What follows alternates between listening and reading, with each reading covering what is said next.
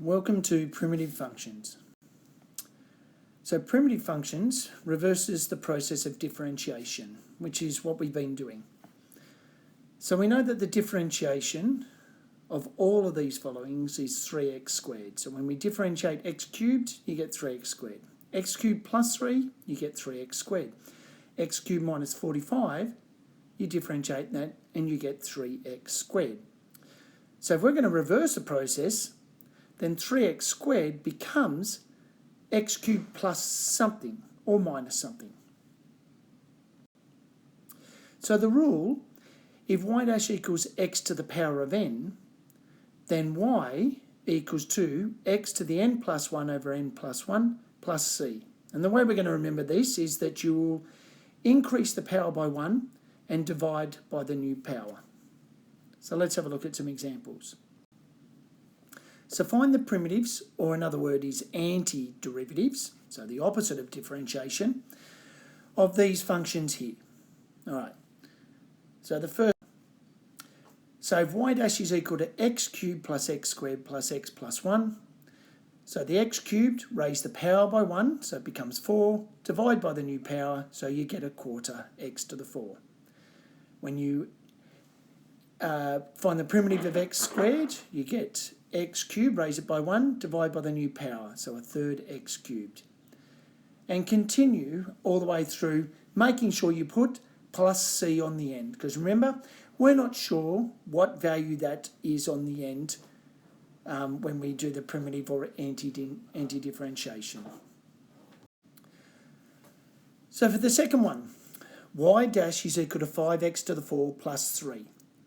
So the 5x to the 4, the primitive of that, raise your power by 1 to get 5, divide by your new power, so you get 5 over 5. The primitive of 3 goes back to 3x, and then we put the c on the end. And we know that 5 over 5 is 1, so the primitive of 5x to the 4 plus 3 is y equals x to the 5 plus 3x plus c. All right, primitive of 1 over x squared. Now we're going to learn in this one that you can't actually do product rule or quotient rule to find the primitives or the anti-differentiation. So for these ones, you change the 1 over x squared to x to the minus 2, and then you apply the rules that we've done before. Raise your power by 1, so minus 2 becomes minus 1, and divide by your new power. So that's over minus 1, and then the plus c on the end. So rewriting that is minus 1 over x plus c. When you have a power, so a bracket with a power, the rule for this is you follow the same. You raise your power by 1 and divide by your new power, but on the bottom you also multiply by the differential inside. So we raise the power by 1, so the 5 becomes 6. You put the 6 on the bottom and you times by the differential inside, which is 4. So 6 times 4, that's how we get the 24 on the bottom, and then the plus c. All right, let's have a look at a slightly different question.